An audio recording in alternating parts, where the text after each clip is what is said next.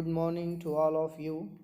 In this online class, today I am talking about postulate of special theory of relativity. In this online class, I am talking about base of these postulates of special theory of relativity, which is related from Michelson-Morley experiment, especially from negative result of Michelson-Morley experiment. As we have already seen that in negative result of Michelson-Morley experiment, the third point is that Einstein suggested that there is no any variation found in speed of light relative to anyone, that is any frame of reference with respect to any observer with respect to anyone.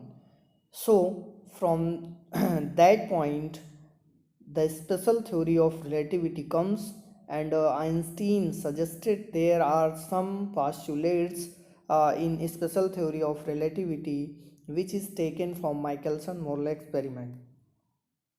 आइए बात करते हैं postulates of special theory of relativity के बारे में, जिसमें हम आपको बताएंगे कि माइकलसन-मोरले एक्सपेरिमेंट इसमें कितना बड़ा रोल प्ले करता है। आइंस्टीन ने माइकलसन-मोरले एक्सपेरिमेंट को बहुत गौर से देखा, उसके जो नेगेटिव रिजल्ट थे, नल रिजल्ट थे, उसका सहारा लिया और उससे ये प्रूव पाया, यानी उससे ये इनकी समझ में आया कि यहाँ भी कोई ईथर मीडियम नहीं है, ना तो स्पीड ऑफ लाइट हमारी चेंज होती है, कोई भी relative velocity speed of light में परिवर्तित नहीं होती है, हमेशा सी की वैल्यू सेम रहती है। तो उन्होंने अपना एक स्पेशल थ्योरी ऑफ रिलेटिविटी का पोस्टुलेट्स दिया और जिसमें उन्होंने बताया कि स्पीड ऑफ लाइट कैसे हमारी परिवर्तित नहीं होती। इसके अलावा जितने भी फिज़िकल लॉज होते हैं वो हमारे अलग अलग फ्रेम्स में कैसे कांस्टेंट होते हैं। After the failure of Michelson Morley's experiment, कहने का मतलब है जब एक्सपेरिमेंट माइकलसन-मोरले का फेल हो गया, निगेटिव रिजल्ट आ गया, तो आइंस्टीन ने उस एक्सपेरिमेंट को बहुत ही गौर से अध्ययन किया, concentrately observe and evaluate some results. Einstein suggested that hypothetical medium ether cannot be detected by any experiment. उन्होंने बताया कि अब हाइपोथेटिकल मीडियम जब यहाँ प्रूव नहीं हुआ, चूँकि माइकलसन-मोरले ने एक ही एक्सपेरिमेंट को अलग अलग सिचुएशंस में जितनी भी प्रोबेबिलिटी थी उनके पास ज़्यादा से ज़्यादा, उसमें उन्होंने अपने एक्सपेरिमेंट को ऑब्जर्व किया था, फिर भी उनका रिजल्ट नेगेटिव ही रहा। उन्होंने ये प्रूव नहीं कर पाए कि कोई हाइपोथेटिकल मीडियम भी एग्जिस्ट करता है। तो आइंस्टीन ने यही बात बोली कि suggested that hypothetical medium ether cannot be detected by any experiment and therefore the idea of substationary ether should be discarded. इसलिए जो आइडिया आया था कि कोई एक ईथर मीडियम है जिसके रिस्पेक्ट में जितनी भी बॉडीज़ हैं वो तैरती हुई या मूविंग कंडीशन में दिखाई पड़ती हैं और उसी मीडियम के सहारे हमारी लाइट प्रोपागेट करती है इन ऑल डायरेक्शंस, तो ये जो आइडिया था ये कैंसिल कर दिया गया। ही आल्सो कंक्लूडेड दैट, अब उसका फ़ायदा लेते हुए यानी उसी में इन्होंने बताया कि absolute velocity has no meaning. यहाँ पे जो एब्सोल्यूट वेलोसिटी की बात होती है उसका कोई मतलब नहीं है। इसका कहने का मतलब क्या था कि ऑल मोशंस आर रिलेटिवली, जितने भी मोशंस होते हैं यूनिवर्स में सभी रिलेटिव मोशंस होते हैं। क्योंकि हमें पता है कि पृथ्वी सूर्य के चारों तरफ घूमती है, लेकिन सूर्य भी स्थिर नहीं है। सूर्य भी क्या करता है, गैलेक्सी के सेंटर के चारों तरफ रिवॉल्व करता है। गैलेक्सी भी राउंड करती हैं, गैलेक्सी ब्लैक होल के चारों तरफ रिवॉल्व करती हैं। तो कुल कहने का मतलब है कि इस यूनिवर्स में कोई भी ऐसी वस्तु नहीं है, कोई भी ऐसी बॉडी नहीं है जो कि रेस्ट पोजीशन को रिप्रेजेंट करती हो। Every bodies, every system are in moving condition with respect to each other are also itself. जितने भी सिस्टम्स हैं, जितने भी फ्रेम्स हैं, every frames are moving frames, there is no rest frames. कोई भी ऐसा फ्रेम नहीं है जिसको हम रेस्ट कह सकें। एक्चुअल स्थिति सबकी यही है कि सब कहीं ना कहीं मूव कर रहे हैं, कुछ ना कुछ सबके पास वेलोसिटी है। तो ये बात आइंस्टीन ने खुल के बात की यहाँ पे कि all motions are relative motions and should be measured relative to certain frame of reference, और उसको हम मेज़र कर सकते हैं अगर है भी रिलेटिव मोशन, तो उसके मेज़र करने के लिए हमें एक रिलेटिव मोशन के लिए एक फ्रेम की ज़रूरत पड़ती है। तो विद में इटसेल्फ मूविंग, तो जिसको हम स्थिर मान के कोई चीज़ रिलेटिव वेलोसिटी निकालते हैं, एक्चुअली होता क्या है कि वो बॉडी भी हमारी मूविंग कंडीशन में होती है। जैसे हमने मान लिया कि सूर्य के चारों तरफ पृथ्वी हमारी रन करती है, मूव करती है, रिवॉल्व करती है, तो क्या, तो कहने का मतलब यही है कि कोई भी फ्रेम क्या है, स्थिर नहीं है। हमेशा जितनी भी स्थितियां डेवलप होती हैं वो रिलेटिव होती हैं। जैसे सूर्य क्या है, स्थिर हम मानते हैं लेकिन है नहीं।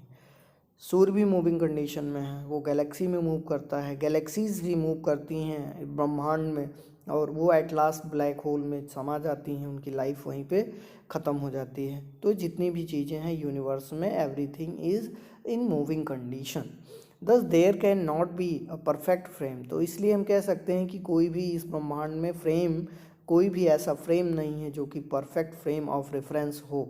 And according to that he gave two basic laws, जिसको हम बोलते हैं postulates of special theory of relativity.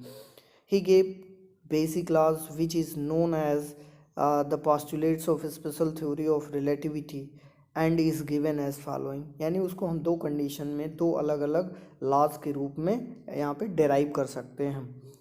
तो आइंस्टीन ने पहला जो पास्टुलेट्स दिया प्रिंसिपल ऑफ इक्विवेलेंस का, इसको हम दूसरे नाम से भी जानते हैं कोवेरियंस ऑफ फिजिकल लॉज, यानी जितने भी फिजिकल लॉज होते हैं वो सभी हर फ्रेम पे समान रूप से ऑब्जर्व किए जाते हैं।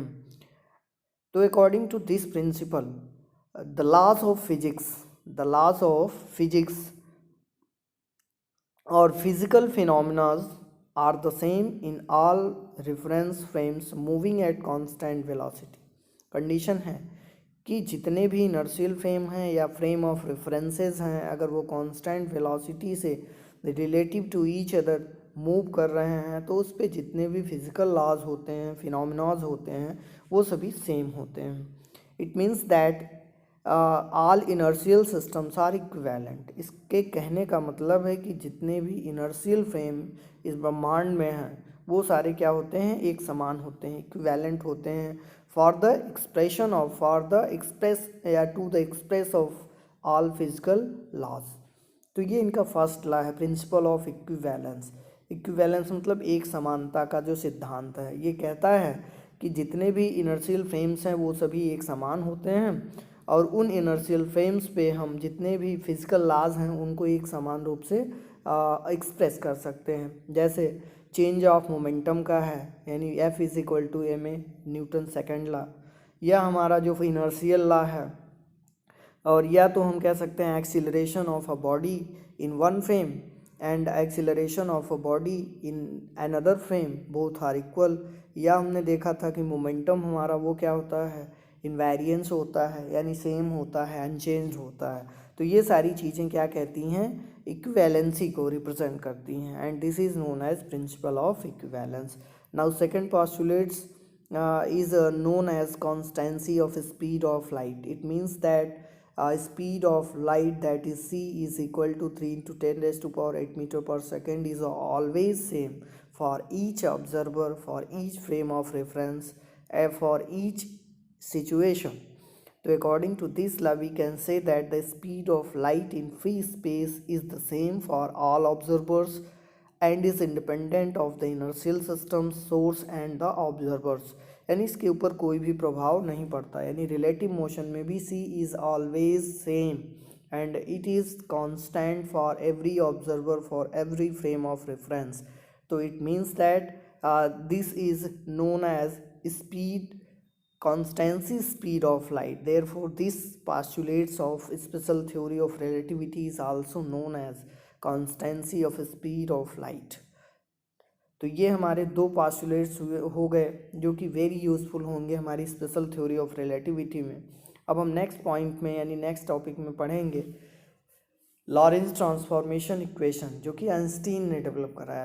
लॉरेंज का है वो बेस्ड ऑन आइंस्टीन्स हाइपोथेसिस या based on special theory of relativity, based on postulates of special theory of relativity.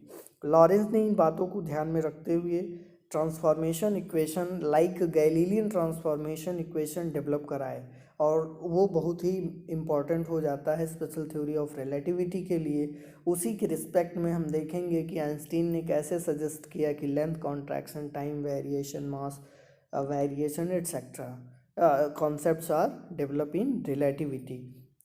So thank you. We will talk about next topic in next video. Thank you.